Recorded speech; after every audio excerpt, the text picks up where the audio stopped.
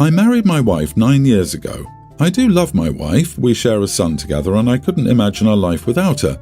My only wish is that she wasn't so insecure, but she is human. With that said, let's get started. My wife is 39 and struggles a lot with insecurity. To remedy this, she's surrounded herself with friends whom, truthfully, she thinks less of. Many of her friends have been out of shape, poor, mentally unstable and such, and my wife has admitted she feels like the stable and sensible one with all of them. When she's not talking about them like they're charity cases, she's usually insulting them. Before it's asked, my wife is in therapy and says she likes the therapist but doesn't think she's truly the issue. Now, her youngest friend, 31, Candy, was one of the many friends my wife used for her security. Candy was a mess as a teenager, barely passed high school, couldn't hold a job, and was in and out of hospitals due to unmedicated mental health problems. My wife was probably the cruelest to her out of all her friends because Candy never really stood up for herself. At some point, we didn't understand how or what came over her, but Candy did a 180, got medicated, got a degree, and now is living in a nice country house with a well-paying job, her husband and 3 kids. Watching Candy change over the years has messed with my wife a lot. She's been crueler to her and constantly insults her house, her job, and even how she raises her kids. She loves to mention all the mistakes Candy made when she was young. Candy never said anything until yesterday. We were at her house around a fire and my wife asked how Candy could even be a fit mom after all her mental health problems. Candy, who was tipsy, looked at my wife and said, paraphrasing of course, "You know, when I was young I took your words to heart until I learned you were just as messed up as me, and I realized to fully get back at all the ways you hurt me, there was no point in telling you or asking for an apology, it was simply by being better than you. And now I am." Now I laughed, not so much out of humour but more shock. I got a death glare followed by my wife abruptly walking to the car and a threatening text she'd leave me behind if I didn't follow. We drove home in silence. When we got back, my wife was crying in the bedroom. When I tried to comfort her, she chucked all my stuff in my direction and screamed to leave. I now write this from my parents who don't think I'm wrong, but at the same time they don't like my wife. Am I the idiot? I join your parents here. You're not the idiot, but your wife is incredibly messed up and you might give some thought to taking your son and leaving before she messes him up. You are so close to her that you may not even have a good view of how being with a person like her changes your brain and your sense of reality and right and wrong. See a therapist for yourself. My mother was like her and I'm looking at my stepfather after their 30+ years together. He's a husk of the man he used to be. He had to essentially toss out his own mind and replace it with hers because it was the only way to avoid her cruelty and abuse and survive next to her. OP lived by the mantra, "I don't have to be faster than the bear, I just have to be faster than you." Unfortunately, Candy's been working out and has fresh Nikes, and OP has just found out the bear is very hungry. You are the idiot for making excuses for your loathsome-sounding wife. You said, "My wife preys on vulnerable people to bully and abuse, to feed her voracious ego." Poor little baby. She struggles a lot with insecurity. To remedy this, she has surrounded herself with friends who, truthfully, she thinks lesser of. Dude, are you sure this doesn't include you? And if it does, are you happy with that? If you do insist on staying with her, make sure you never have any more kids with her anymore. Your son is probably mostly safe, but if you ever have a daughter, your wife will do everything she can to wreck that little girl. I had the same thought. She would 100% view a daughter as competition. She's with him because she thinks she's better than him and likely tears him down to her friends, which should make him think harder about his choice of spouse and how she will terrorize him as soon as he makes any positive changes in himself.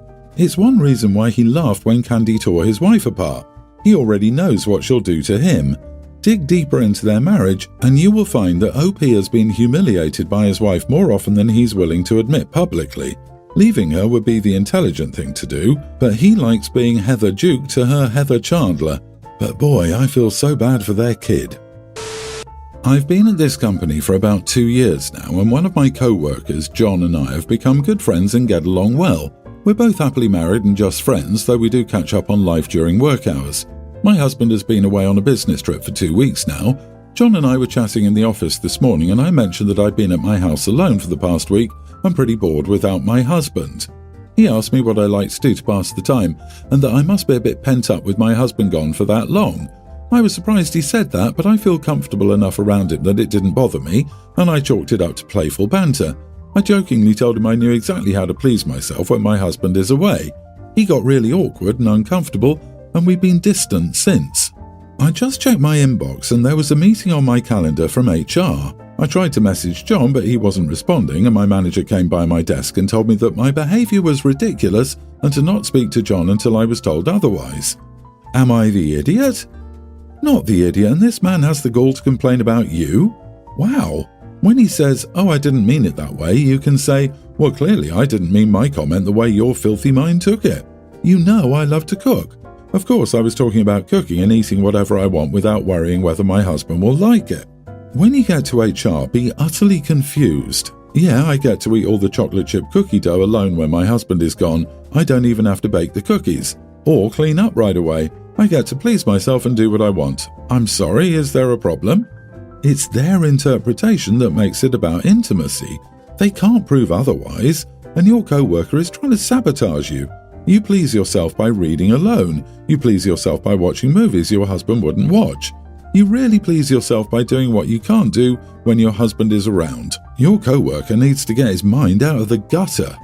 Update: I just got out of my meeting with HR. I was able to convince everyone that it was just a misunderstanding, that I meant I could entertain myself while my husband was away. It's interesting that John didn't bring up his comment in the HR complaint. I brought that up myself, and he got scared and began to say that he meant that I must be bored in the house, all alone with nothing to do. I let him have it. They won't be pursuing a formal investigation because they're chalking it up to a misunderstanding, but they keep everything on record in case anything happens again. They're temporarily moving John to a different team, and my manager apologized to me for being harsh with them earlier. I will not be speaking to or interacting with John going forward. My wife, 35, and I, 35 male, have been together for 10 years, married 5. We grew up completely different. She's the only child of a surgeon father. Her mother died when she was 2, and it was her and her father for most of her life. He remarried when she was 17. He's wealthy, sent her to private school, paid for her college, and when we met a year ago, he was still paying her rent, even though she had a solid job. I come from a poor family, but we both have pretty good jobs and make the same amount of money now. She is such a daddy's girl, and it's been affecting our relationship. Anytime she wants or needs something, she goes to her dad first. And sometimes it's about things I could help with. I work in tech, and back when we started dating, she was starting grad school, and she asked her dad, "What laptop should I get?" I told her I actually work in the field, which she already knew, and could easily answer that and get her what she needed, and she just kind of shrugged. Okay, fine. These little things have happened throughout the last decade, but there have been bigger issues recently. Last year, she decided she needed a new car. I disagreed. Her car is fine and she works from home and barely drives. She was adamant though. She tells me she's getting a new car about a month later. I told her we needed to make these decisions together, and we shared finances, and this was a major purchase. She says, "Oh, my dad's buying it. He said we can just sell mine and get some extra money." I told her it's kind of ridiculous to ask her dad to buy her a brand new car when she has a perfectly good one and we don't need it anyway. She got upset and said it wasn't that big of a deal and her dad didn't mind, and that the car wasn't that expensive anyways. She said I'm overreacting, that it's okay for her dad to do nice things for her. She got a brand new 2022 car completely paid for by her dad, and she sold her old one. Now we're buying a new house. We finally narrowed it down to 2 options. We were discussing it last week and my wife said, "Oh, I don't think House A is good. My dad says he thinks we could do a lot better in our budget." Before she talked to her dad, she loved House A. So I got a bit frustrated and said it didn't matter what her dad thought because this was our family's home and he wouldn't be living there. She got angry. We started arguing. We both said mean things. I called her a spoiled brat and said she needed to grow up, and she got upset and slept in the guest room. It's been a few days and we've barely spoken. She said I was so mean to her. You are the idiot. You just sound super insecure about her father. Take a moment to reflect on your complaint. She asked her dad for advice on a laptop. You're jealous. That's all there is to it, and it's pathetic. Instead of worrying about her relationship with her father and calling her names, why aren't you using rich father-in-law to your advantage? Like you actually started a fight over her getting a new car that neither of you had to pay for. Just insane. He's complaining that she asked her dad for advice on a laptop 10 years ago. Good grief. It sounds like you want her to take your advice on everything and not her dad's. You need marriage counselling to deal with both of your issues. This is a great way to lose your marriage otherwise. Deal with your issues instead of hurting your wife. You show nothing but mild contempt for your wife here. I disagree, not the idiot. If the roles were reversed and this was a man who ran to mummy all the time, there wouldn't be a single "you are the idiot" here. It's not about getting support if they need it. It could be about having a married relationship and feeling like they're both in this together, not them and her dad or his mommy in the relationship too. Yes, being mean to your wife isn't nice, but this has been boiling for a while because you're married to her dad's opinion. If you want to keep this marriage, you need counselling. I'm getting married soon and want to have my little sister, Tween, as my junior bridesmaid. She's in love with princesses and anything princessy. She even has a gorgeous white princess dress that she's always wanted to wear. She asked me if she could wear it for my wedding and I said, why not? Go ahead. She looked so happy and she was very excited, especially because we let her buy high heels and my parents allowed her to wear makeup for my wedding. When my fiancé found out, he was against it. He argued that she shouldn't wear a white princess dress for our wedding, it was inappropriate. I told him that I didn't have a problem with it and I didn't think a kid was going to outshine me and asked him if he was worried that she would outshine him. To be fair, she probably will outshine him. She is going to be the cutest princess. He called me ridiculous and said since my sister can wear that, then is it okay for his sisters to wear something like that? I told him his sisters, 23 and 21, are a bit old for that, but sure, why not? I could use a good laugh at my wedding. I told him he was acting crazy and I cared more about my sister because I've known her longer. He called me an idiot and he thinks since it's our wedding, this should be our decision. Am I the idiot for telling my fiancé that he's acting crazy? Not the idiot. While he's also obviously allowed to make decisions with regard to the wedding, it's just plain weird that he thinks a tween and a 23-year-old wearing white to a wedding is equivalent, especially if he thinks that a child will outshine him. We actually had my nieces in white for our wedding. All we did was tie ribbons in their hair to match the colour of the other bridesmaids. It made every match really nice. Saying you care more about your sister because you know her longer is really telling. You're marrying him and your sister shouldn't have more say in the wedding than him. I'm sorry, but you are the idiot. Your sister isn't getting married, you and your fiancé are. Yes, she should have a nice time, but it isn't her big day. The fact you were so dismissive of your partner wasn't, and preferences on both of your weddings are rude. Your sister is young, but she's old enough to understand that it isn't her big day, that she has to wear something else, etc. Her fiancé is an adult. He shouldn't be so jealous of a kid. I'm sorry, that's pathetic. Nothing about this moment is making the day about her sister. He's acting like more of a child than the actual child. Guys can be bridezillas too. Is he a groomzilla? A grown man shouldn't have an opinion on what his underage niece will be wearing to a wedding. No, the bride shouldn't have a discussion about this. There's nothing to discuss. This is a non-issue that's been made into an issue by the groom. I, 24 female, am one of 4 kids. My siblings are Dylan, 32 male, Evie, 29 female, and Hannah, 27 female. This post is about Hannah. I'm the first of us to have children, and Hannah, while not a mom, is obsessed with names. She has joined forums to advise on naming kids. Anyone asks her opinion on a name, and she goes into overdrive and, depending on the name, will insult the name, the person who has that name or likes the name, and imply that that name should be criminal.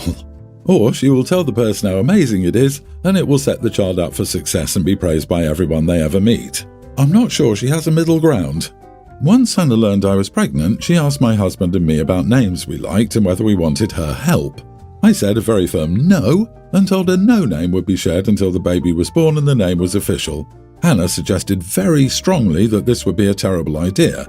I told her we didn't want people interjecting or interfering in the name choice.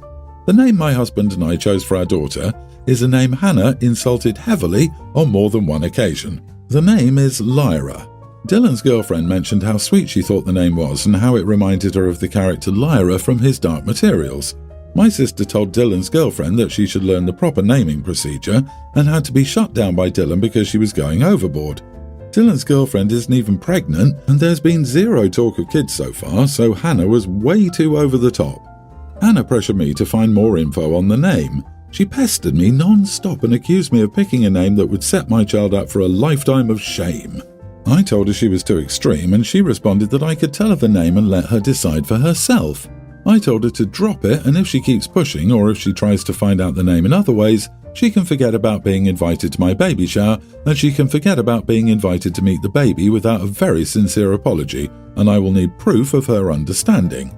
My husband and I decided to set up a fake name for her to find out if she did go snooping, and sure enough she did. She went ballistic over the name choice, and I told her she'd done what I told her not to do and that she was warned. My sister said not inviting her would be an idiot move. My parents also think I should still invite her and that I'm blowing this out of proportion. They say a fight over names is not a good reason to exclude a family member. Does anyone know why she's so psychotic about this? Like, good God, maybe she hates her name. Your family is doing your sister a disservice by not acknowledging that your sister has a problem. Not the idiot, and they wouldn't invite her either. She's unhinged. You've picked a beautiful name for your daughter. I wouldn't want Hannah anywhere near me after this. It's one thing for her to give advice about naming a child, but quite another to lose her crap like this over something that's not her business at all. Parents enable Hannah and are deep in denial about how unhealthy her behaviour is because this isn't just a fight over names. The issue is her entitlement, lack of respect for people, and an extreme need for control.